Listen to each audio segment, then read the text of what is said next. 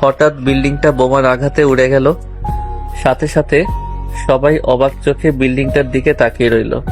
তখন জাহিদ চিৎকার দিয়ে আমার নাম ধরে ডাকতে লাগলো। বিল্ডিংটা উড়ে যেতেই সবার পায়ের তলার মাটি সরে গেল। জাহিদ চিৎকার দিয়ে আমার নাম ধরে ডাক দিয়ে বিল্ডিংটার দিকে দৌড়ে চলে এলো। রিয়া জাহিদকে আটকানোর চেষ্টা করলো, কিন্তু কিছুতেই লাভ হলো না। জাহিদ দৌড়ে বিল্ডিংটার ভেতরে চলে গেল। ওদিকে তখনই ফায়ার সার্ভিস এসে আগুন নেভানোর কাজে লেগে পড়লো। এদিকে রিয়া বাইরে চিৎকার দিয়ে জাহিদের নাম ধরে কান্নাকাটি করতে লাগলো। রিয়াও যখন বিল্ডিংটার দিকে ছুটে আসবে তখনই সবাই রিয়াকে আটকে দিল। রিয়া, কি করছো তুমি? পাগল হয়ে গেছো নাকি? হ্যাঁ, আমি পাগল হয়ে গেছি। আমাকে আমার জাহিদের কাছে যেতে দাও। রিয়া, তুমি শান্ত হও, জাহিদের কিচ্ছু হবে না। এই দেখো, জাহিদ সাকিবকে নিয়ে বাইরে আসছে। জাহিদ বাইরে আসতেই, তুমি কি পাগল? জেনে বুঝে আগুনে কেন ঝাঁপ দিতে গেলে? আরে তুমি কান্না থামাও, আমার কিছু হয়নি। জাহিদ, কথা বলে সময় নষ্ট না করে সাকিবকে এক্ষুনি হসপিটালে নিয়ে যাও। Okay sir. আমাকে হসপিটালে নিয়ে আসতেই ওদিকে ফায়ার সার্ভিস আরো দুটো লাশ বের করলো। হেরা কারা? দেখো তো তোমরা এদের চেনো কিনা। তখনই বড় স্যারের ফোনে একটা ফোন এলো। স্যার ফোনটা রিসিভ করতেই ফোনের ওপাশ থেকে পুরুষ কণ্ঠে হা হা হা শব্দ ভেসে আসলো। ধুম, কেমন লাগলো আমার ধামাকা? কে তুই? রিল্যাক্স। আরেক্স নাম শুনে বড় স্যার কিছুটা চমকে উঠলো। দেখ, হাসি বন্ধ কর, অফিস না তুই পালিয়ে বাঁচতে পারবে। তুই তুই মারবি আমাকে? শুধু তুই কেন, তোর পুরো সিআইডি টিম আমার লোমটা পর্যন্ত ছুতে পারবে না। পরের ধামাকার জন্য তৈরি হয়ে নে। এবার ধামাকাটা চুরির বাজারে, পারলে আটকে দেখা। কথা শেষ হতেই লোকটা ফোন কেটে দিল। 2 মিনিট পর আবার আরেকটা ফোন এলো। বড় স্যার ফোনটা রিসিভ করতেই, কে বলছেন? স্যার, আমি চুরির বাজার থেকে বলছি। এখানে বোমার আঘাতে শতাধিক মানুষ আহত, তাদের কেউ কেউ মারা গেছে। বড় স্যার আর কিছু না বলে ফোনটা কেটে দিল। তখন আবার বড় স্যারের ফোনে ফোন আসলো। আবারও ওই লোক ফোন। বড় স্যার ফোনটা রিসিভ করতে আবারও ফোনের ওপাশ থেকে পুরুষ কণ্ঠের লোক, খুব কষ্ট হচ্ছে তাই না? সেদিন আমারও খুব কষ্ট হয়েছিল। কে তুই? আর তুই চাষটা কে? কেন এইসব করছিস? এদেশের মানুষের মৃত্যু দেখতে চায়, সেটা খুব ভয়ঙ্কর ভাবে। আর পরের মিশনটা আদি শপিং মলে, পারলে আটকে দেখা। কথা বলা শেষ হতেই লোক ফোন কেটে দিল। ওদিকে আমার চিকিৎসা চলতে লাগলো। তখনই জাহিদের ফোনে বড় স্যারের ফোন। জাহিদ সাকিব এখন কেমন আছে? জ্ঞান ফিরেছে কি? না স্যার, এখনো ট্রিটমেন্ট চলছে। ও আচ্ছা। এদিকে আমার ট্রিটমেন্ট শেষে আমাকে কেবিনে রাখা হলো। আমার একটু একটু করে জ্ঞান ফিরতেই চোখ খুলতেই দেখি আমি একটা হসপিটালে। তখনই জাহিদ বলল, এখন কেমন আছিস? কে আপনি? আপনাকে তো চিনতে পারলাম না। আর আমি এখানে কেন? কি হয়েছিল আমার? আমার কথা শুনে সবাই অবাক হয়ে গেল। ডাক্তার, ও সব কি বলছে? ওয়েট, আমি দেখছি। ডক্টর কাছে আসতেই, আপনাকে দেখে ডক্টর মনে হচ্ছে, আর এটা নিশ্চয়ই হাসপাতাল। কিন্তু আমি কে? আর আমি বা এখানে কেন? আপনি শান্ত হন। ডক্টরও এমন করছে কেন? কি হয়েছে ওর? ডক্টর কিছুক্ষণ মাথা নিচু করে বলল, সরি, মাথায় আঘাত পেয়ে ওনার স্মৃতিশক্তি হারিয়ে গেছে। কি কি বলছেন এসব? কথাটা বলেই ডক্টর চলে গেল। জাহিদ আবার আমার কাছে আসতেই, ওই আপনার সমস্যা কি? আপনি বারবার আবার আমার দিকে কেন আসছেন? তোর কিছুই মনে পড়ছে না? আমার আবার কি মনে পড়বে? ভালোই ভালোই বলছি, দূরে থাক। দেখ ভাই, মজা করা ভালো, কিন্তু প্লিজ এখন অন্তত মজা করা বন্ধ কর। আব্বে, তোর সাথে আমি মজা করতে যাব কোন দুঃখে? কে তুই? তোকে তো আজ একটা চাকু নিয়ে জাহিদের গলায় চেপে ধরলাম। আমার দিকে অবাক হয়ে তাকিয়ে আছে। বাকি সবগুলোর গলা শুকিয়ে গেছে। তখন ডক্টর এসে দেখে আমি জাহিদের গলায় ছুরি চেপে ধরেছি। আরে কি করছেন? ছাড়ুন এটা। আর আপনাদেরকে বললাম না ওনার স্মৃতিশক্তি হারিয়ে ফেলেছে? কেন বুঝতে চাইছেন না? ওনাকে বিরক্ত করবেন না। এখন যদি কিছু একটা করে দিত। তখনই বড় স্যারের ফোন। সাকিব, জাহিদ সাকিবের এখন কি অবস্থা? হ্যাঁ স্যার, এখন সুস্থ, কিন্তু কিন্তু কেন? স্যার সাকিব তার স্মৃতিশক্তি হারিয়ে ফেলেছে, আমাদের কাউকে চিনতে পারছে না। কি কি বলছো এসব? হ্যাঁ স্যার। ওদিকে নীলা এবং করিম চাচা আমাকে সারাটা দিন দেখতে না পেয়ে হতাশ হয়ে পড়েছে। নীলা বারবার আমার ফোনে ফোন করছে আর এদিকে ফোনটা বেজেই চলেছে। অন্যদিকে ফোন বাজার শব্দে আমার মাথা ব্যথা শুরু করছে। রাগে ফোনটাকে হাসপাতালের দেওয়ালে ছুঁড়ে মারলাম, সাথে সাথে ফোনটা ভেঙে গুঁড়া হয়ে গেল। তখনই সবাই বাইরে থেকে ভেতরে প্রবেশ করলো। ওদের দেখে আমার রাগটা আরো বেড়ে যেতে লাগলো।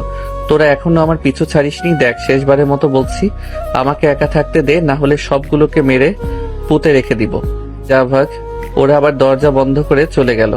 এদিকে আমার রুমের ভেতর থাকতে থাকতে দম বন্ধ হয়ে আসছে, তাই আমি রুম থেকে বেরিয়ে বাইরে বেরোতেই দেখি জাহিদ, রিয়া সহ সবাই এখন আমার কেবিনের সামনে পায়চারি করছে। আমাকে দেখতে পেয়ে সবাই অন্যদিকে তাকিয়ে থাকলো। সবগুলোকে দেখে আমার রাগ উঠতে লাগলো, তবু রাগটা কন্ট্রোল করে হাঁটতে লাগলাম। হাঁটতে হাঁটতে হসপিটালের বাইরে বেরিয়ে আসলাম। পিছে ঘুরতেই দেখি ওরা এখনো আমার পিছু নিয়ে আছে। আমি ওদের থেকে বাঁচার জন্য দৌড়াতে থাকলাম, তবুও আমার পিছু ছাড়ছে না। দৌড়াতে দৌড়াতে একটা বাসে উঠে পড়লাম।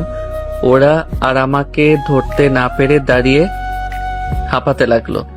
জাহিদ সাথে সাথে বড় স্যারকে ফোন করে সবটা জানালো। হোয়াটস, কি বলছো এসব? তোমরা এতগুলো লোক থাকতে সাকিব হসপিটাল থেকে পালালো কিভাবে? কি করছিলে তোমরা? আমি কিচ্ছু শুনতে চাই না। যে এখন থেকেই পারো খুঁজে বের করো, নাহলে একটারও চাকরি থাকবে না বলে দিলাম। ওকে স্যার, আমরা দেখছি। এদিকে আমি বাসের ভেতর থাকতেই হঠাৎ বাসটা থেমে গেল। কি হলো? গাড়ি থেমে গেল কেন? খুব ক্ষুধা লাগছে। আচ্ছা, খাবার হোটেলটা কোন দিকে? আচ্ছা ঠিক আছে। আমি বাস থেকে নেমে খাবার হোটেলটার দিকে এগিয়ে গেলাম। খাবার হোটেলে প্রবেশ করতে ওয়েটার বলল, বসুন স্যার, এই দিন খাবার মেনু, আপনার কি খেতে মন চাই বলুন। তুই কে? আমার এমন ভাবে কথা শুনে ওয়েটার সহ আশেপাশের আরো অনেকেই আমার দিকে তাকিয়ে আছে। জি স্যার, আমি এখানকার ওয়েটার, মানে অতিথিদের খাবার সার্ভ করি। ও আচ্ছা, যা আছে নিয়ে আয়, খুব ক্ষুধা পেয়েছে। পাশের টেবিলে আরেকজন আমার দিকে চোখ বড় বড় করে এক ধ্যানে তাকিয়ে আছে। দিলাম শালার চোখ মুখে পানি মেরে, সাথে সাথে ব্যাটার ধ্যান ভাঙলো। তুই এভাবে আমার দিকে তাকিয়েছিলি কেন? আপনি আমার শরীরে পানি কেন মারলেন? আব্বে, তোর সাহস তো কম না। তুই আমার মুখে মুখে কথা বলিস, চোখ নামিয়ে কথা বল। চিনিস আমি কে? না, কে আপনি? ও হ্যাঁ, তাই তো। কে আমি? শালা একটা আস্ত পাগল। চলো সবাই এখান থেকে। তখনই পেছন থেকে ওয়েটার বলল, স্যার এই নিন আপনার খাবার। আমি পিছে ঘুরে খাবার খেতে বসে গেলাম। খাবার শেষ করার পর ওয়েটার, আর কি খাবার আছে নিয়ে আয়। ওয়েটার আরো খাবার দিয়ে গেল। আমি খাবার শেষ হতে ওয়েটার একটা কাগজ হাতে আমার পাশে এসে দাঁড়ালো। তোদের হোটেলের খাবার খুব মজার, আবার অন্য একদিন এসে খেয়ে যাব। আজকে তাহলে আসি। ঠিক আছে, কিন্তু কাগজটা আমার সামনে এগিয়ে দিয়ে, কিন্তু কি? ও টিস্যু পেপার। তুই কত ভালো রে। স্যার এটা কি করলেন? কেন? টিস্যু দিয়ে মুখ মুছে নিলাম। স্যার এটা টিস্যু ছিল না, এটা খাবার বিল ছিল। ও, তা কত টাকা হলো? 1529 টাকা। আমি পকেটে হাত ঢুকিয়ে পকেটের সব টাকা বেরিয়ে ওয়েটারের হাতে দিলাম। ওয়েটার আমার দিকে অবাক হয়ে তাকিয়ে আছে। এত টাকা দিয়ে কি করব? তুই তোরটা রেখে বাকিটা আমাকে দে, জলদি কর, বাস ছেড়ে দিবে তো। স্যার বাস তো আরো 10 মিনিট আগে চলে গেছে। কি? আমাকে আগে বলিসনি কেন? বলছি, কিন্তু আপনি শুনতে পান নাই। সমস্যা নাই স্যার, আপনি আরো 15-20 মিনিট সামনে হাঁটলেই একটা বাজার পেয়ে যাবেন, সেখানে আরো গাড়ি পেয়ে যাবেন। ঠিক আছে। আমি হোটেলটা থেকে আরো 10 মিনিট সামনে নির্জন রাস্তা দিয়ে হাঁটছিলাম। হঠাৎ পাশের জঙ্গল থেকে গুলির শব্দ শুনতে পেয়ে সাথে সাথে থমকে গেলাম। তখনই পরপর আবার 2 বার গুলির শব্দ ভেসে আসলো। শব্দটা ডান দিকের জঙ্গল থেকে আসছে। আমি আস্তে আস্তে জঙ্গলটার ভেতরে ঢুকে গেলাম। কিছুক্ষণ হাঁটতেই হঠাৎ কিছু একটা চোখে পড়তেই থমকে গেলাম। দেখতে পেলাম কিছু লম্বা কালো জামা গায়ে, মুখে মুখোশ পরা কয়েকটা লোক একটা বয়স্ক লোকটা গাছের সাথে উল্টা করে ঝুলিয়ে লোকটাকে অত্যাচার করছে। লোকটার 2 পায়ে 2টো গুলি করেছে। তখন মুখোশ পরা লোকদের একজন বলল, কুত্তার বাচ্চা, তুই জানিস না আমাদের বস কত ভয়ঙ্কর মানুষ?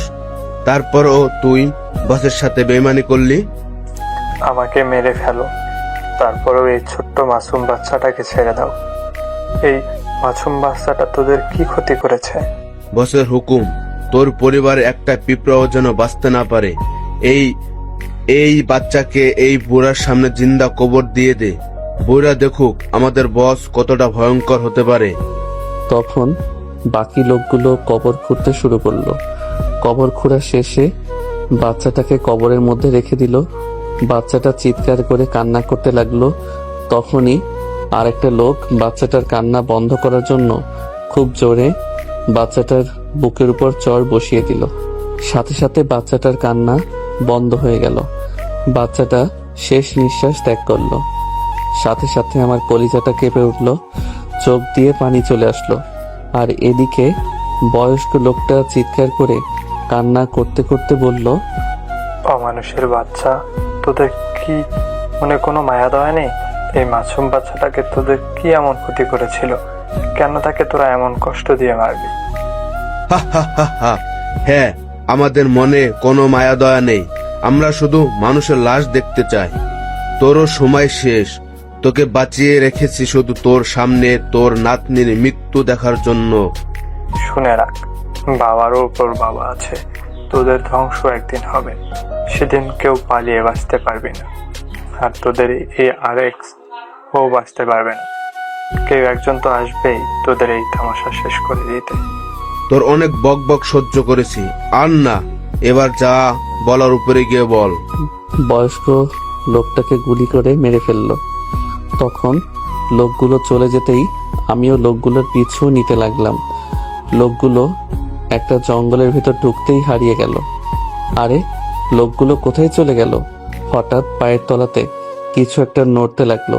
তাকিয়ে দেখি একটা ঢাকনার মতো গোল কিছুর উপর আমি দাঁড়িয়ে আছি। আমি তাড়াতাড়ি ঢাকনার উপর থেকে গাছের আড়ালে লুকিয়ে পড়লাম আর ঢাকনার উপরে নজর রাখলাম। হঠাৎ ঢাকনাটা অটোমেটিক খুলে গেল আর সেটার ভেতর থেকে একটা অল্প বয়সী মেয়ে আর একটা বয়স্ক পুরুষ বের হলো। এটা দেখে তো আমি অবাক। আবার একটা রিমোট দিয়ে চাপ দিতেই ঢাকনাটা বন্ধ হয়ে গেল। আর রিমোটটা একটা গাছের কুটিরে একটা পাসওয়ার্ড দিয়ে আটকে রাখলো। আসলে গাছটাতে রিমোট লুকানোর জন্য একটা লকার আছে, সেটাতে আবার পাসওয়ার্ডও আছে, আর সেখানে রিমোটটা লুকিয়ে রাখে। কিন্তু মেয়েটাকে আমার কেমন চেনা চেনা লাগছে। আর এই লোকটাকেও কোথায় যেন দেখেছি। ওরা দুজন চলে যেতেই আমি আস্তে আস্তে ওই গাছটার কাছে চলে গেলাম। মেয়েটার মতো আমিও পাসওয়ার্ড দিতে লাগলাম, কিন্তু খুলল না। এবার ভালো করে মনে করে নিলাম মেয়েটা কত কত সংখ্যার পাসওয়ার্ড দিয়েছিল। আমিও ঠিক সেভাবে দিতে লাগলাম।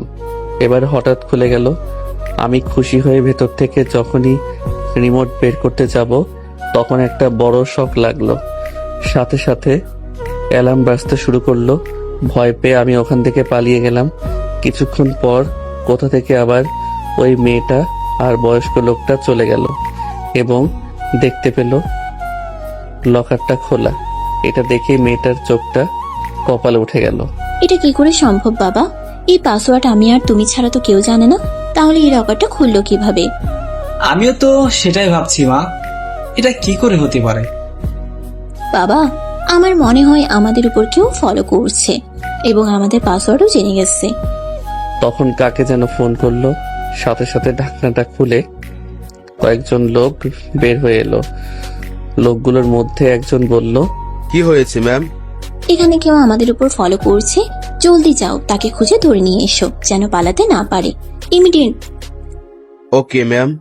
কে তুই? একবার শুধু হাতের কাছে পেয়ে যায়, তারপর দেখ তোর কি অবস্থা করি। এদিকে আমি পালানোর সময় একটা কালো গাড়ি দেখতে পাই। গাড়িটাও কেমন চেনা চেনা লাগছে, কোথায় যেন দেখেছি, কিন্তু আমার কিছুই মনে পড়ছে না। আমি আর কিছু না ভেবে গাড়ির পেছনের ঢাকনাটা খুলে পিছনে লুকিয়ে পড়ি। ওদিকে লোকগুলো ফিরে আসতেই, কি হলো? খালি হাতে ফিরেছিস কেন? কি, এটা কি করে হতে পারে? এত বড় জঙ্গল থেকে এত কম সময়ে কি করে পালাতে পারে? নিশ্চয় কোথাও লুকিয়ে বসে আছে, ভালো করে খুঁজে দেখ। চোখগুলো আবার আমাকে খুঁজতে গেল। মা চল আমরা ফিরে যাই, সন্ধ্যা হতে চললো। হ্যাঁ বাবা, চলো যাই, তবে এবার রিমোট সাথে করে নিয়ে যাবে। আচ্ছা চল। লোকগুলো আবার আমাকে খুঁজতে গেল। এদিকে আমার খুব ঘুমে ধরেছে, তাই আমি একটু ঘুমিয়ে নিলাম। ঘুম ভাঙতেই গাড়ির দরজা খুলতেই দেখি আমি একটা অন্য জায়গা। দেখে মনে হচ্ছে এটা শহর এলাকা হবে, কিন্তু যখনই আমার বাচ্চাটার কথা মনে পড়ছে আমার কলিজা কেঁপে উঠছে। কি করে পারলো এই নরপশুগুলো একটা মাসুম বাচ্চাটাকে ভয়ঙ্করভাবে মেরে ফেলতে? ওই বাচ্চার কান্নাটা এখনো আমার কানে বাজছে। আমিও যতদিন না ওই মাসুম বাচ্চাটার প্রতিশোধ না নিতে পারবো ততদিন আমার মনের আগুনটা নিভবে না। কিন্তু ওদের ওখানে তো ভয়ঙ্কর সিকিউরিটি, ওদের ওখানে ঢুকতে হলে আমার ওই মেয়েটিকেই টার্গেট করতে পারবো, তাহলেই সম্ভব। এখন আমার একটাই কাজ, ওই মেয়েটিকে খোঁজা। আমি গাড়ি থেকে বেরিয়ে একটা রেস্টুরেন্টে ঢুকে কিছু খেয়ে নিলাম। খাওয়ার এক পর্যায়ে জঙ্গলের ওই মেয়েটির দিকে চোখ পড়ল। মেয়েটি আরেকটা সুন্দরী মেয়ের সাথে বসে কফি খাচ্ছিল। আরে এটা তো সেই মেয়েটি, ও এখানে কি করছে? আরে বাহ, এ তো দেখি মেঘনা চাইতেই জল। আমি আস্তে আস্তে গিয়ে মেয়েটির পাশে গিয়ে বসে পড়লাম। তখনই দুটো মেয়ে আমার দিকে হা করে তাকিয়ে আছে।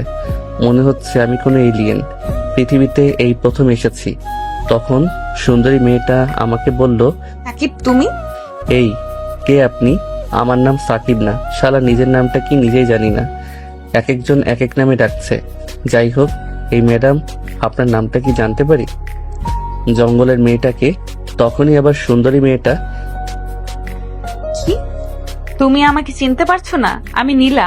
এ রাখেন তো আপনার নীলা, এখানে আমি একটা গুরুত্বপূর্ণ কথা বলছি। যা বলছিলাম, আপনার নামটা বলবেন প্লিজ? ছি, তুই এত খারাপ, তুই আর কোনোদিনও আমার সামনে আসবি না। কাঁদতে কাঁদতে চলে গেল। এই নীলা দাঁড়া, আমাকে রেখে কোথায় যাচ্ছিস? ধুর, ওই মেয়েটা যেখানে খুশি যাক, আপনাকে যেটা বলছি সেটা বলেন। কি বলবো?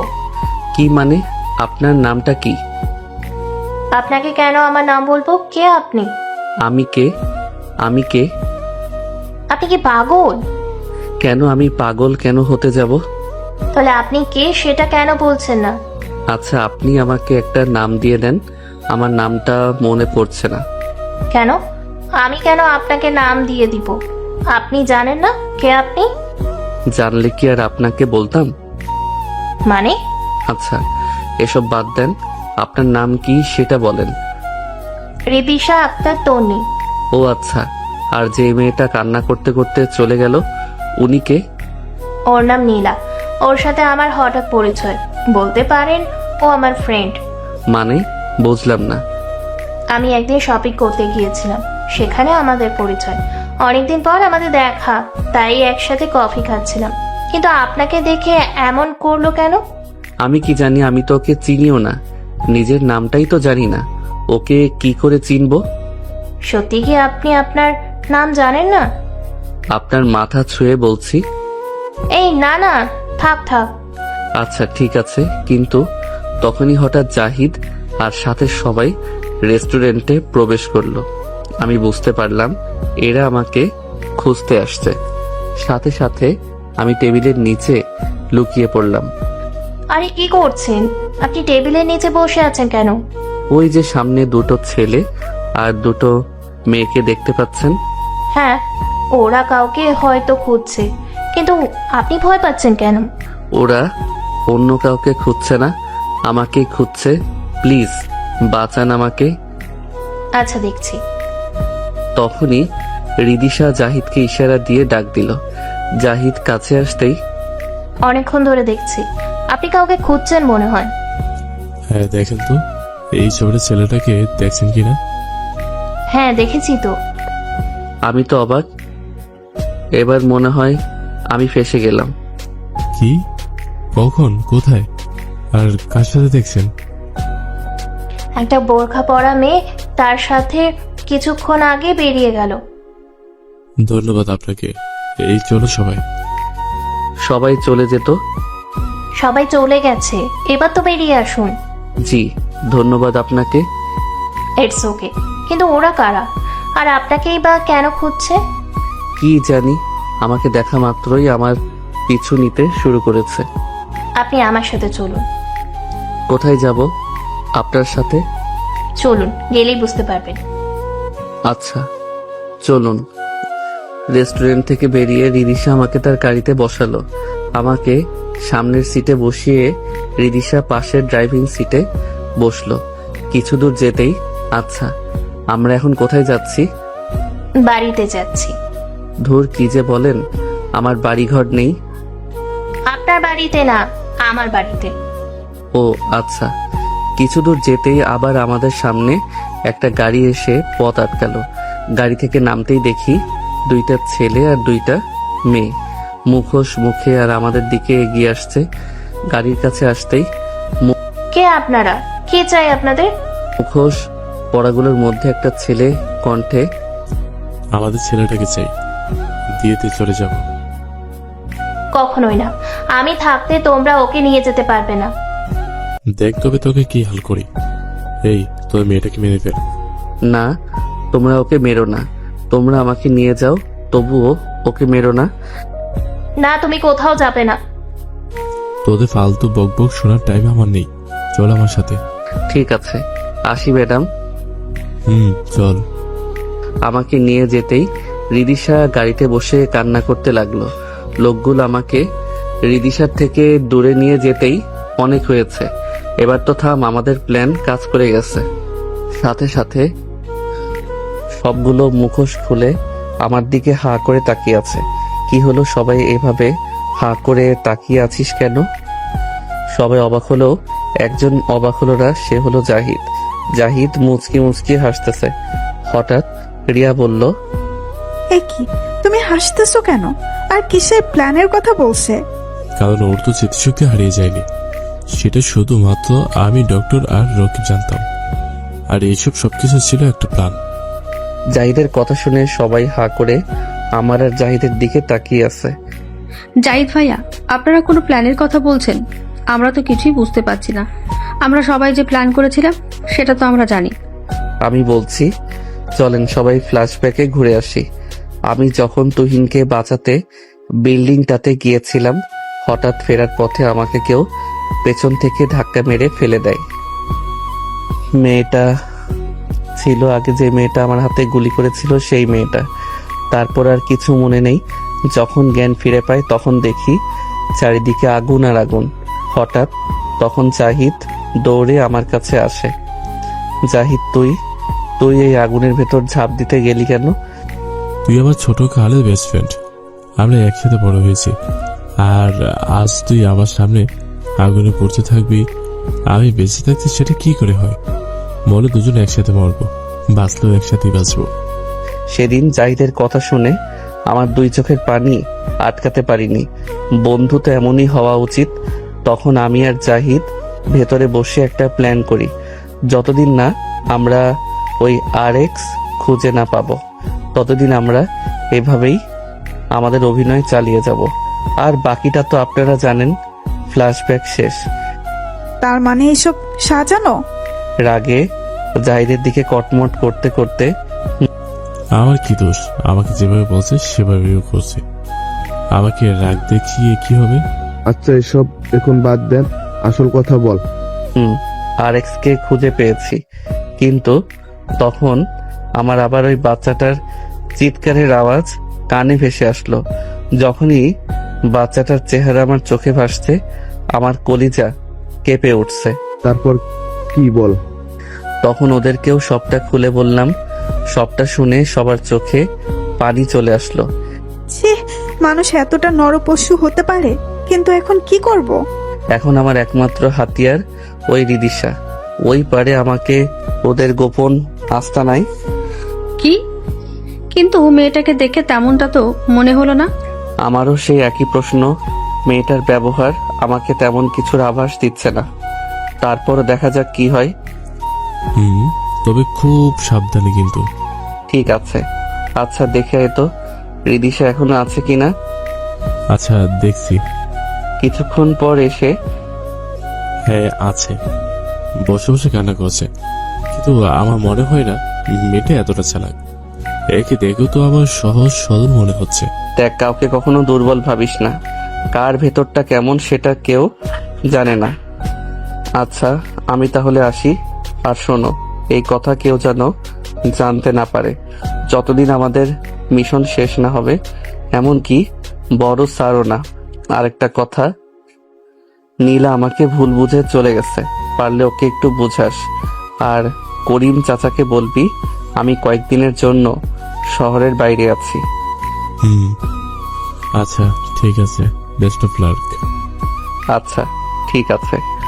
ওদের বিদায় দিয়ে আমি আবার রিদিশার কাছে চলে এলাম। দেখতে পেলাম রিদিশা কান্না করছে। পিছন থেকে রিদিশার কাঁধে হাত দিতেই রিদিশা চমকে উঠে পিছে ফিরে তাকায়।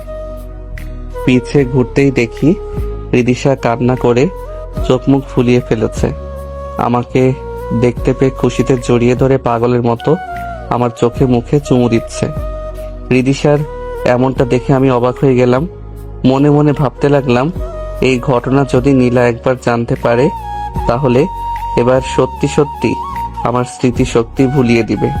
আমি রিদিশার থেকে ছাড়িয়ে নিজেকে স্বাভাবিক করে নিলাম। ম্যাডাম, আপনি এসব কি করছেন? আর আপনি কান্না করছেন কেন? তুমি ঠিক আছো তো? ওরা তোমাকে কিছু করেছে নাকি? না, আমাকে কিছুই করেনি, কিন্তু আপনি কান্না করছেন কেন? আর এসব কি? রিদিশা আবার আমাকে জড়িয়ে ধরলো। এবার রিদিশা যেটা বলল তার জন্য একদম প্রস্তুত ছিলাম না। আই লাভ ইউ সাকিব, আমি তোমাকে ভালোবেসে ফেলেছি। এবার বুঝি স্মৃতিশক্তির সাথে আমার জানটাও পটল তুলতে যাবে।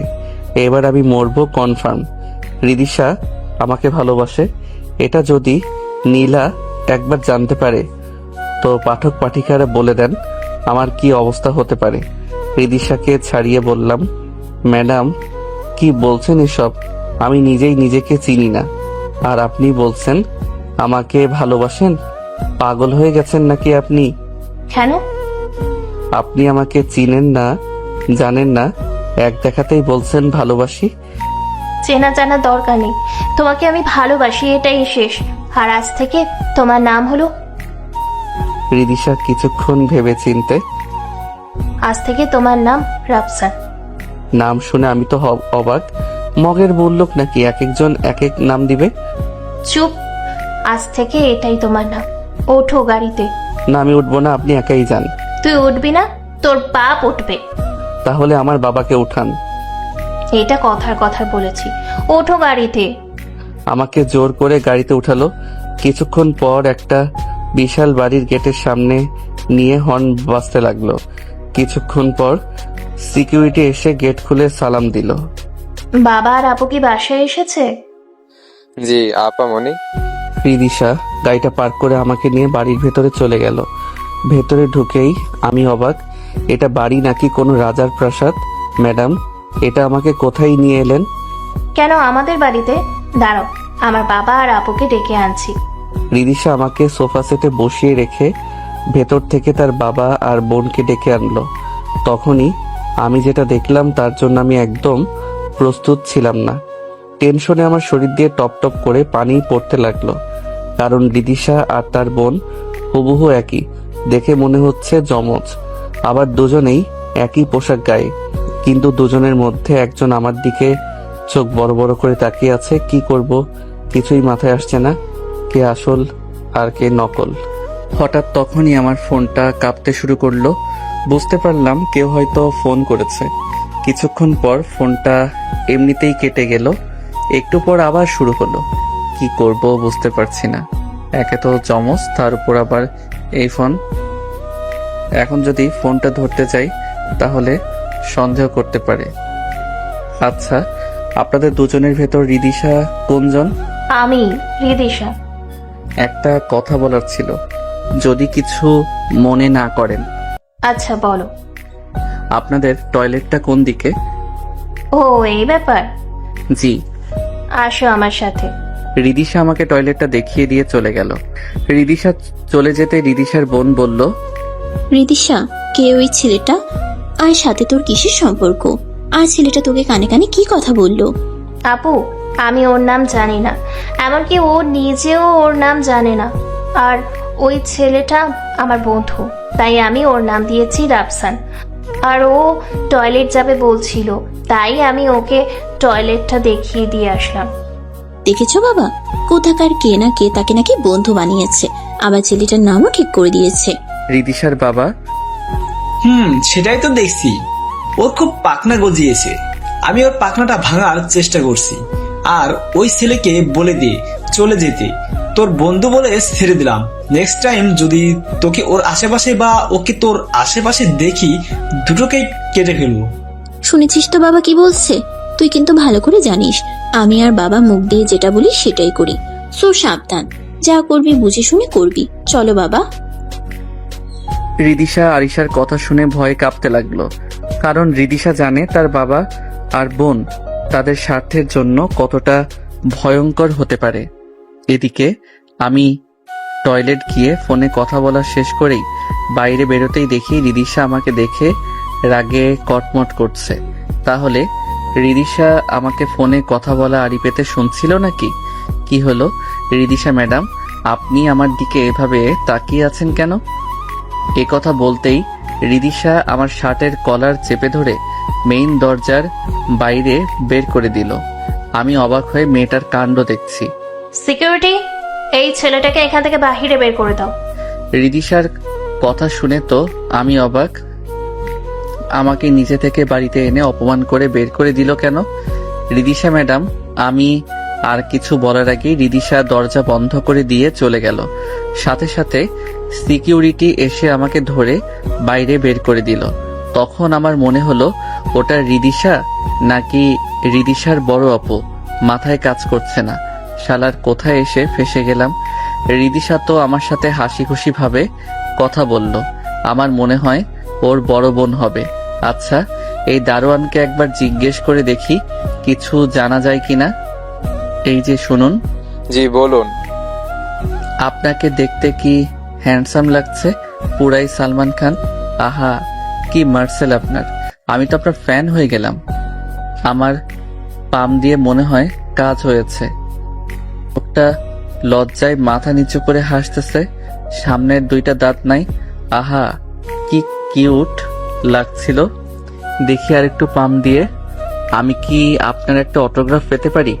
আপনি কি আমার সাথে এক কাপ কফি খাবেন প্লিজ? সরি, আমার কফি খাওয়ার সময় নেই। দারোয়ানের কথা শুনে আমার হার্ট অ্যাটাক করার মতো অবস্থা। নিজেকে কন্ট্রোল করলাম।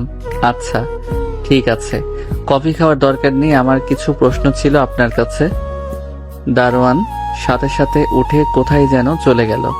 কি আর করার, হয়তো বুঝতে পেরেছে কিছু জিজ্ঞেস করব।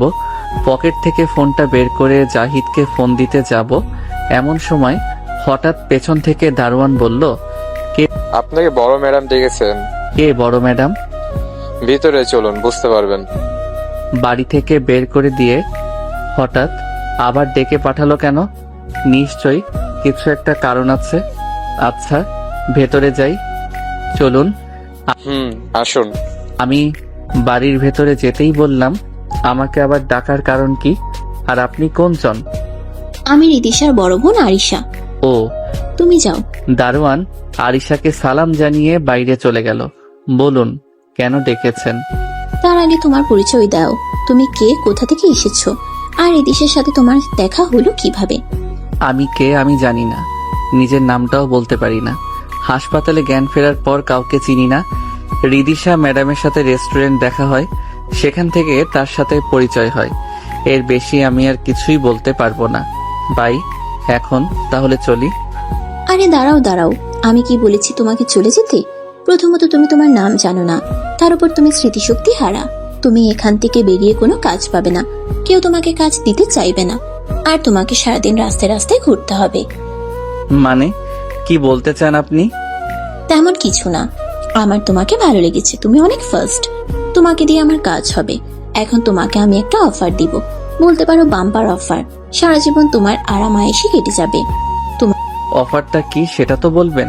তোমাকে আমার ছোট একটা কাজ করে দিতে হবে, বিনিময়ে তোমাকে এত টাকা দিব তুমি সারা জীবন আরামে পায়ের উপর পা দিয়ে খেতে পারবে, সাথে থাকছে একটা মূল্যবান দামি সারপ্রাইজ। তখনই বুঝতে পারলাম আরিশা আমাকে তার হয়ে কাজ করার জন্য বলছে। আমিও ঠিক এমনটাই চেয়েছিলাম। এই দেখি মেঘনা চাইতেই জল। না, এই সুযোগ হাতছাড়া করা যাবে না। কি হলো, কি ভাবছো? আমি রাজি, কিন্তু কাজটা কি? সেটা সময় হলেই জানতে পারবে। আর আজ থেকে তুমি এখানেই থাকা খাওয়া করবে। ঠিক আছে। গুড বয়, তাহলে এখন খাওয়া দাওয়া করে রেস্ট করো, আগামীকাল থেকে তোমার কাজ শুরু। আর প্রচুর ক্ষুধা লাগছে, তাই তাড়াতাড়ি খেতে বসে পড়লাম। খাওয়ার এক পর্যায়ে হঠাৎ কেউ বলে উঠল, তুমি আবার এখানে কি করে এলে? সাথে সাথে আমার হাত থেকে মুরগির রানটা ফ্লোরে পড়ে গেল। পিছে তাকিয়ে দেখি আরিশা নাকি রিদিশা বুঝতে পারছি না। আরিশা তো আমাকে ডেকে আনলো, তাহলে নিশ্চয়ই এটা রিদিশা হবে। আপনি কোনজন? আমি রিদিশা। আপনার আপুই আমাকে আবার ফিরিয়ে এনেছে, তার মানে আপনি আমাকে বের করে দিয়েছেন? হ্যাঁ। আপনার বোন আমাকে এখন থেকে এখানে থাকতে বলেছে। আমার কথা শুনে রিদিশা অবাক হয়ে বলল, কি বলছো? আর আমাকে নাকি কি কাজ দিবে? কাজটা করলে নাকি অনেক টাকাও দিবে, যেটা দিয়ে আমি সারা জীবন পায়ের উপর পা দিয়ে বসে খেতে পারবো। আমার কথা শুনে রিদিশার চোখ কপালে উঠে গেল। একটা কাজের জন্য এত টাকা? কাজটা কি? সেটা আমি জানি না, বলেছে যখন করতে হবে তখন বলবে। রিদিশা আমাকে কিছু বলতে যাবে, তখনই কেউ বলে উঠল, কি হচ্ছে এখানে? কে দেখি আরিশা। আরিশাকে দেখে রিদিশা ঘাবড়ে গেল। আরিশা আমার কাছে আসতেই রিদিশা চলে গেল। কি হচ্ছিল এখানে? আর রিদিশা তোমাকে কি বলছিল? কিছু না, বলছিল আমি আবার এখানে কি করছি। ও আচ্ছা। খাওয়া দাওয়া শেষে আমাকে একটা রুম দেখিয়ে দেওয়া হলো। আমি আর কিছু না ভেবে রেস্ট করতে লাগলাম। পরের দিন সকালে ঘুম থেকে উঠে দেখি সকাল 9টা বাজে। তাড়াতাড়ি উঠে ফ্রেশ হয়ে নাস্তার টেবিলে চলে গেলাম, কিন্তু একটা জিনিস বুঝতে পারছি না। রিদিশার বাবাকে একবার চোখের দেখা দেখলাম, আর তাকে দেখতে পেলাম না। এসব ভাবছিলাম, হঠাৎ কেউ বলে উঠল, এখনো বসে থাকবে নাকি? দ্রুত ব্রেকফাস্ট সেরে নাও। পিছে তাকিয়ে দেখি, আচ্ছা আপনি আরিশা নাকি রিদিশা? আমি চিনব কিভাবে? আমি আরিশা, আর আমার কপালে দেখো বড় একটা কাটা দাগ আছে। কাটা দাগ দেখিয়ে বুঝতে পারবে আমি আরিশা। ঠিক আছে। ঠিক আছে, তুমি ব্রেকফাস্ট করো। আমি খাওয়া দাওয়া শেষ করে আরিশার সাথে গাড়িতে গিয়ে বসলাম। ঘন্টা খানেক পর আরিশা গাড়িটা থামিয়ে দিল। গাড়ি থামালেন কেন? তুমি গাড়িতে বসে থাকো, আমি আসছি। যাক, ভালোই হলো, এই সুযোগটা কাজে লাগাই। দেখতে পেলাম আরিশা একটা বড় শপিং মলে ঢুকলো। প্রায় 1 ঘন্টার উপরে হয়ে গেছে, কিন্তু আরিশার কোনো খবর নেই। আমারও গাড়িতে বসে থাকতে বোরিং লাগছে, তাই আমিও শপিং মলের ভেতরে চলে গেলাম। অনেক খোঁজাখুঁজি করার পর দেখতে পেলাম আরিশা কার সাথে যেন কথা বলছে, মনে হচ্ছে কোনো মেয়ে হবে। আমি একটু পরিষ্কার করে দেখতে পেলাম কে মেয়েটা। হঠাৎ পেছন থেকে কে যে কাঁধে হাত রাখলো, আমি হাতটা সরিয়ে দিলাম। আবার মেয়েটাকে দেখার জন্য সামনে এগিয়ে গেলাম। এবার আমাকে ধরে পিছে ঘোরাতেই চমকে উঠলাম, আরে এ তো নীলা। নীলা এখানে কি করছে? নীলা আমার দিকে ভ্রু কুঁচকে আমার দিকে তাকিয়ে আছে। শালা লুচ্চা, আমি থাকতে তুই অন্যজনকে লাইন মারিস? আজকে তোরে খাইছি, আয় আমার সাথে। কে আপনি? আর আমি বা লুচ্চামি কখন করলাম? বাহ, একটু আগেও তো ওই মেয়ে দুটোকে উকি মেরে দেখছিলি। কি? আপনি যেটা ভাবছেন সেটা না। আসলে কি ডাকবো ওদের? ওই আপু। আর কিছু বলার আগেই নীলার মুখটা চেপে ধরলাম। ওই কি করছেন কি? আমাকে কি মাইর খাওয়াবেন নাকি? তোর মতো লুচ্চার মায়ের খাওয়ার দরকার। প্রথমে আমার সাথে, তারপর আমার ফ্রেন্ড রিদিশার সাথে, আর এখন অন্য মেয়ে। তুই তো শালা সার্টিফিকেট পাশ করা লুচ্চা। ওই কি বলছেন এসব? ঠিকই বলেছি। আর আপনি আপনি করতে হবে না, চল আমার সাথে। আজকে তোরে আপনি বলার মজা বোঝাবো। আমি এখন কোথাও যেতে পারবো না, আমার জরুরি একটা কাজ আছে। জানতো এখন? তুই যাবি না তো? না, যাব না। কে আপনি? আপনার সাথে যেতে হবে? শেষবারের মতো বলছি, যাবি কি যাবি না? না হলে কিন্তু চিৎকার দিব। এই রে, এ তো পুরো ক্ষেপে আছে। এখন এর সাথে না গেলে না জানি আবার কোন বিপদে ফেলে দেয়। আগে এদিকের আবহাওয়া ঠান্ডা করি। নীলা চিৎকার দিতে যাবে, তখন নীলার মুখটা চেপে ধরলো। এদিকে আবার আরিশা আমার দিকে আসছে।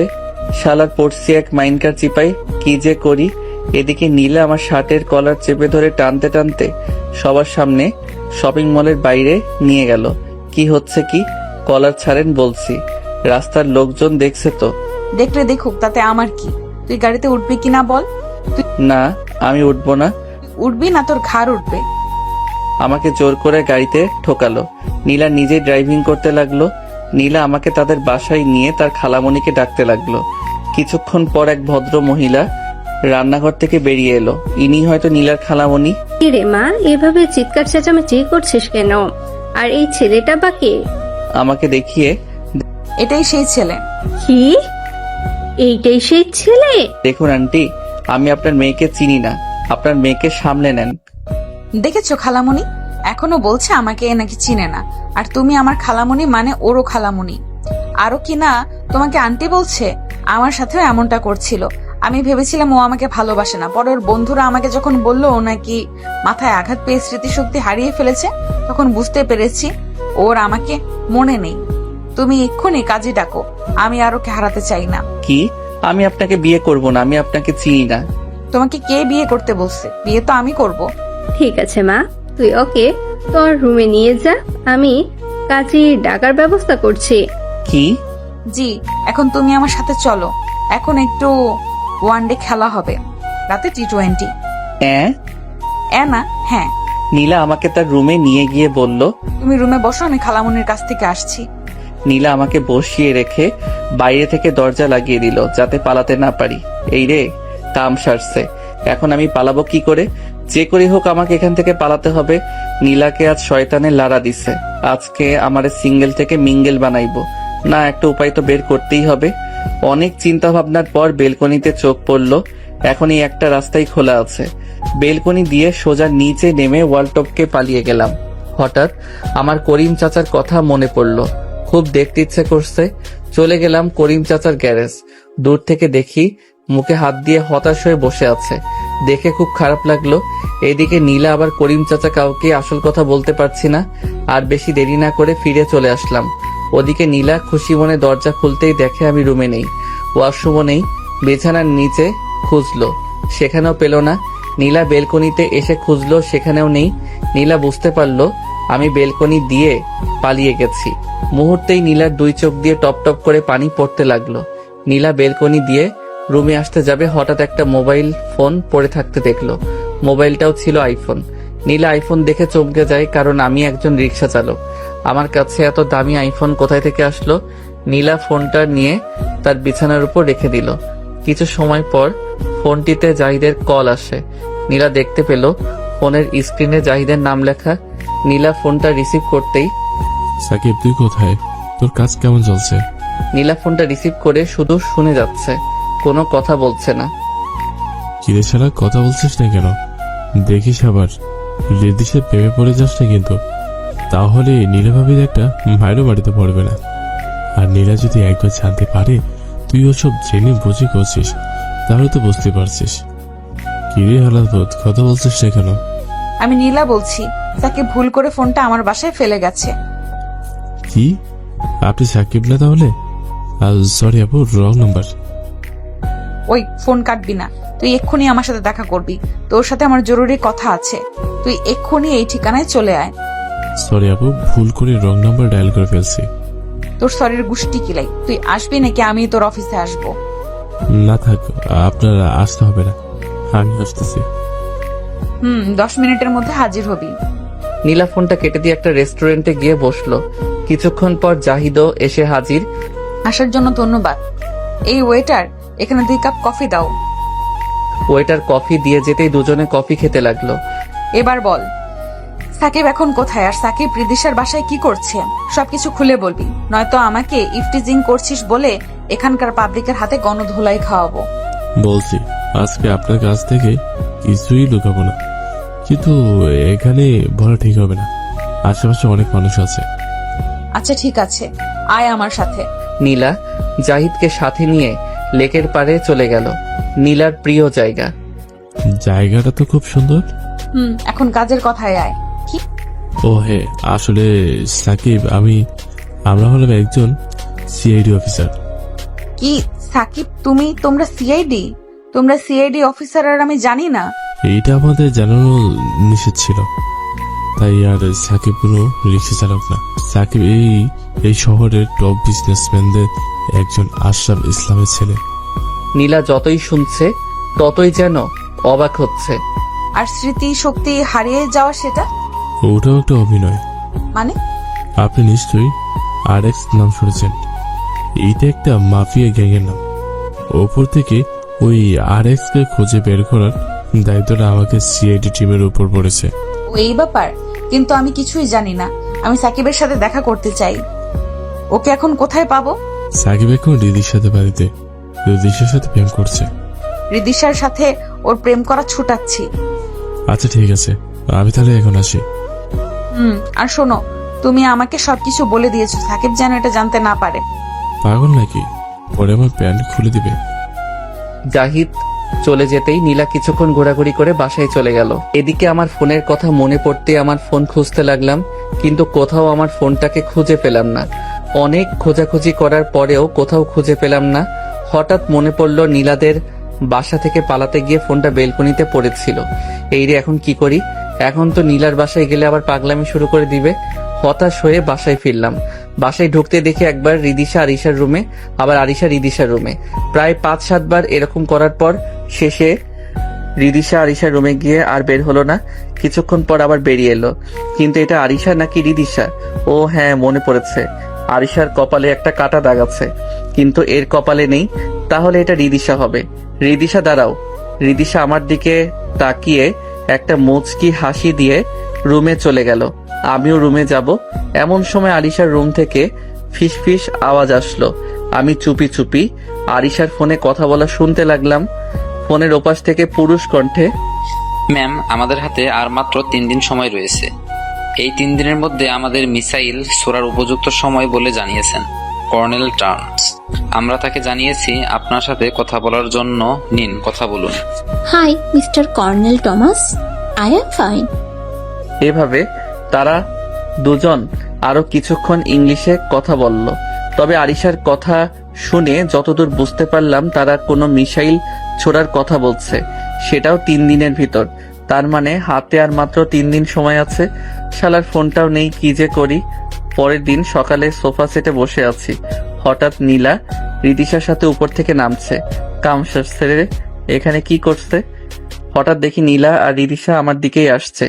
হঠাৎ পেছন থেকে আরিশা রিদিশাকে ডাক দিল। তখনই নীলা রিদিশা দুজনেই আরিশার দিকে ঘুরে দাঁড়ালো। আমি আর দাঁড়িয়ে না থেকে কেটে পড়লাম। কিছুক্ষণ পর দেখি নীলা আমার রুমের দরজা বন্ধ করে দিয়ে রাগে কটমট করতে করতে আমার দিকেই আসছে। আমি শুয়েছিলাম। নীলা লাফিয়ে আমার উপর পড়ল। ওরে বাবা গো, আমার কোমরটা ভেঙে গেল রে। এই আপনি এখানে কি করছেন? আর আপনি বা আমার পেছনে পড়ে আছেন কেন? কারণ তোমাকে আমি ভালোবাসি। তোমাকে বলেছিলাম বসে থাকতে, তুমি পালিয়ে আসলে কেন? আমি কেন বসে থাকতে যাব? আর আপনি কে? তখনই নীলা আমার মোবাইলটা আমাকে দেখিয়ে বলল, এটার জন্য আমি এসেছিলাম তোমার ফোনটা দেওয়ার জন্য। ঠিক আছে, তোমার না লাগলে আমি চলে যাচ্ছি। এই না, ফোনটা দিয়ে যান প্লিজ। ফোনটা আমার খুব দরকার। কেন? তুমি তো আমাকে চলে যেতে বললে। আপনি চলে যান, ফোনটা তো দিয়ে যান। আমার সাথে প্রেমের অভিনয় করে এখন রিদিশার সাথে প্রেম করছো? খবরদার, আমি ছাড়া যদি ওই রিদিশাকে ভালোবাসিস তাহলে জানে মেরে দিব। কিন্তু কি নীলা ফোনটা দিয়ে চলে গেল আর আমি নীলার দিকে অবাক হয়ে তাকিয়ে আছি। তখন আমার গতকাল রাতের কথা মনে পড়ে গেল। হাতে আর মাত্র 2 দিন সময় আছে, যা করা আমাকে আজ রাতের ভেতর শেষ করতে হবে। অতঃপর রুমের দরজা বন্ধ করে জানালা দিয়ে বাড়ির দেওয়াল টপকে চলে গেলাম। কাজ শেষ করে এসে আবার ভোর হওয়ার আগেই জানালা দিয়ে রুমে চলে এলাম। অবশেষে এলো সেই দিন, যে দিনটার জন্য অপেক্ষা করে আছি। আরিশা আর রাশেদ রহমান বাসা থেকে বের হতেই কিছুক্ষণ পর আমি বের হতে যাব, তখনই পিছন থেকে রিদিশার ডাক। কি হয়েছে, ডাকছেন কেন? আজ কি তোমার কোনো জরুরি কাজ আছে নাকি? তাড়াহুড়ো করে কোথায় যাচ্ছ? হ্যাঁ, আজ আমার অনেক বড় একটা কাজ আছে। ফিরে এসে তখন সব বলবো। আমি বাসা থেকে বেরিয়ে আমার টিমের সবাইকে আরএক্স আস্তানায় আসতে বললাম। প্রায় 1.5 ঘন্টা পর সবাই আরএক্স গোপন আস্তানায় পৌঁছে গেল। এখানে কোথায় ওদের আস্তানা? এখানে চারিদিকে তো জঙ্গল আর জঙ্গল। স্যার, এই দেখুন, এই ঢাকটাটা ওদের প্রবেশের পথ। একটু দাঁড়ান, ম্যাজিক দেখতে পারবেন। আমি ইচ্ছা করে অনেকক্ষণ অ্যালার্মটা চেপে ধরলাম যাতে সবাই বাইরে বেরিয়ে আসে আর আমাদের তাদের মারতে সুবিধা হয়। আমি হলোগ্রামটা মূর্তিটা সেট করে নিলাম। আপনাদের হয়তো জানতে আগ্রহ হচ্ছে হলোগ্রাম মূর্তি কি। হলোগ্রাম মূর্তি হলো প্রজেক্টরের মাধ্যমে তৈরি একটি অত্যন্ত বাস্তবসম্মত ত্রিমাত্রিক বা 3D চিত্র, যা সব দিক থেকেই দৃশ্যমান হয়।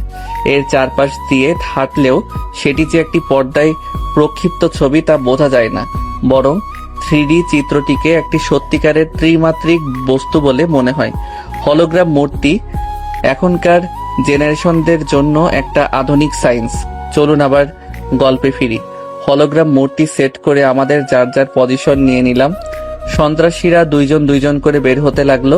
2জন বের হয়ে দেখতে পেল আমরা ওদের সামনে বুক ফুলিয়ে এগিয়ে আসছি। ওরাও আমাদের দেখা মাত্র গুলি করার প্রস্তুতি নিচ্ছে। তার আগে আমরা ওদের এক এক করে শেষ করে দিতে লাগলাম। এভাবে আমরা প্রায় 40+ সন্ত্রাসীকে মেরে ফেললাম। এবার অনেকক্ষণ হলো কেউ বাইরে আসছে না। হঠাৎ আবার 2জন বাইরে এলো, এই দুটোকেও শেষ করে দিলাম। এবার আমাদের পথ অনেকটা সহজ হয়ে গেল।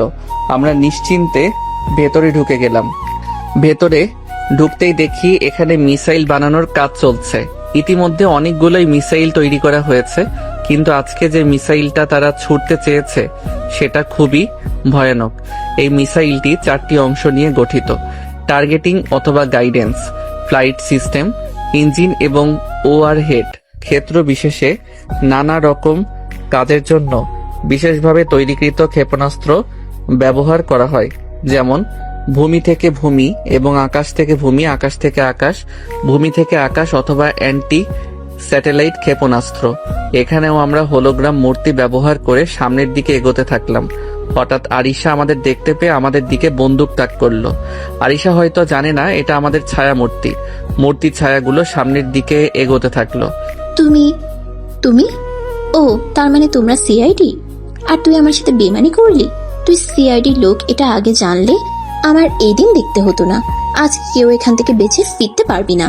খবরদার, আর এক পাও সামনে এগোবি না। কিন্তু কে শোনে কার কথা? মূর্তির ছায়াগুলো সামনের দিকে এগোতেই আছে।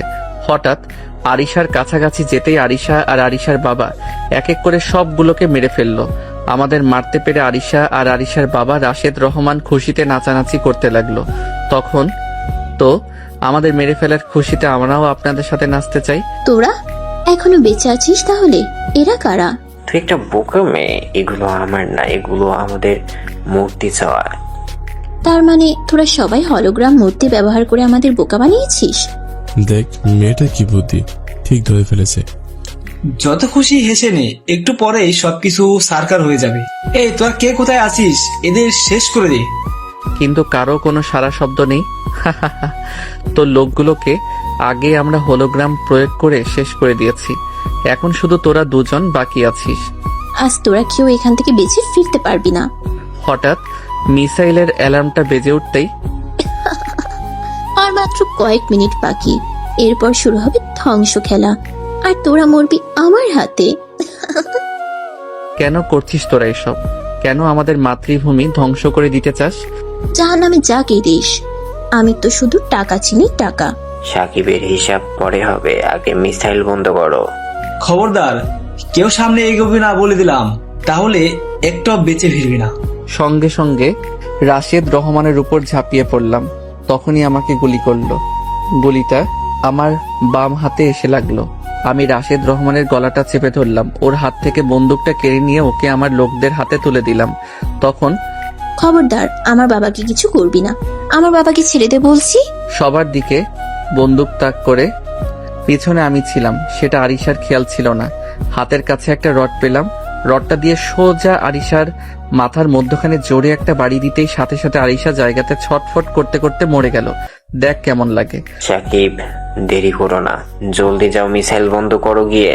ভেতরে ঢুকেই দেখি এক বিদেশি লোক মিসাইল ছোড়ার অপেক্ষায় আছে। লোকটা আমাকে দেখে আমাকে মারার জন্য এগিয়ে আসলো। কাছে আসতে ব্যাটার জায়গা মতো বসিয়ে দিলাম।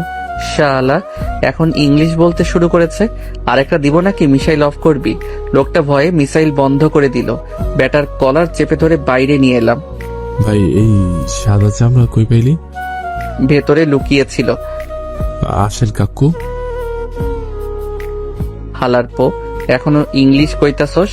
আরিশার লাশটাকে অ্যাম্বুলেন্সে করে নিয়ে যাওয়া হলো, আর রাশেদ রহমান ও কর্নেল টমাসকে পুলিশের হাতে তুলে দিলাম।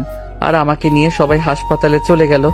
ডক্টর আমাকে দেখে চমকে উঠল, কারণ এটাই সেই আগের ডক্টর। ডক্টর অপারেশন করে আমার হাতের গুলি বের করলো। কিছুক্ষণ ডক্টরের সাথে দুষ্টামি করলাম। ডক্টর আমাকে 2 দিন রেস্ট করতে বলল। 2 দিন পর আমি বাসায় ফিরতেই করিম চাচা আমাকে দেখে কান্না করতে করতে দৌড়ে এসে জড়িয়ে ধরলো। ভাতিজা, তুই এতটা দিন কইছিলি? তোরে আমি কত খুঁজেছি জানোস? তোর কলেজেও গিয়েছিলাম, তোর বাপে আইসাও তোরে খুঁজছে, পায়নি।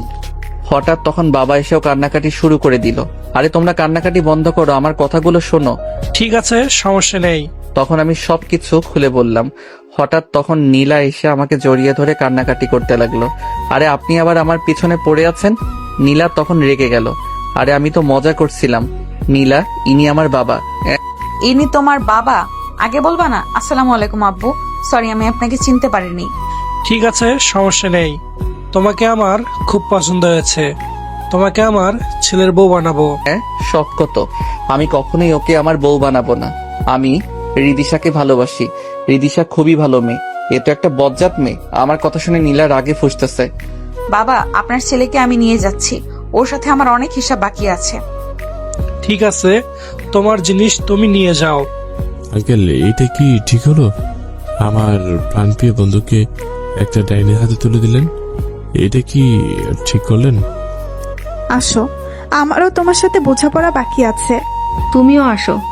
আবিরকে বাবা আর চাচা শুধু অবাক হয়ে দেখতে লাগলো। করিম চাচা, থুকু করিম ভাই, চলো আমরা ওদের বিয়ের বোঝাপড়া করি। কয়েকদিন পর আমাদের বিয়ে হয়ে গেল। শুধু আমার না, আমি প্লাস নীলা সমান জাহিদ প্লাস রিয়া সমান আবির প্লাস শান্তা। আহারে, আমার পাঠকরা 3টা বিয়ের দাওয়াত পেল না। আব্বা কামটা করলো কি? এইটা নিশ্চয়ই করিম চাচার বুদ্ধি। আপনারা সবাই করিম চাচার রিক্সা বেচে খান পাঠক বাহিনী। এখন চলুন বাসর ঘরে যাওয়া যাক, রাত 2টো বেজে গেছে। না জানি 3 জনের কপালে কি আছে। রুমে ঢুকতেই দেখি 3 জন 3 রুমের সামনে দাঁড়িয়ে।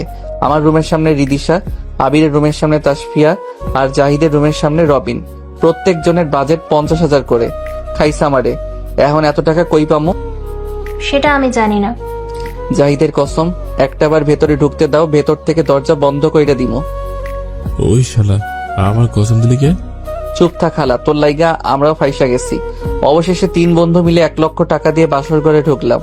রুমে ঢুকে দরজা বন্ধ করে আস্তে আস্তে নীলার কাছে এগিয়ে গেলাম। নীলা আস্তে আস্তে আমার কাছে এগিয়ে এসে পায়ে সালাম করলো। আমি ভাবলাম যখন সালাম করেছে হয়তো তাহলে রেগে নেই, তাই ভাবলাম এই সুযোগে একটু মজা করা যাক। বেঁচে থাকো হে বৎস, স্বামী সন্তান নিয়ে সুখে শান্তিতে সংসার করো। হা হা হা হা হা। নীলা আমার কথা শুনে সাথে আমার পাঞ্জাবির কলারটা চেপে ধরলো। এমনিতেই তো ক্লাসে দেরি করে আসছস, তার উপর আবার আমার সাথে মজা করা হচ্ছে। সাথে সাথে নীলা আমাকে ধাক্কা দিয়ে বিছানার উপর ফেলে দিয়ে লাইটটা অফ করে দিল। বিশ্বাস করেন, তারপর আমি অন্ধকারে আর কিছুই দেখিনি।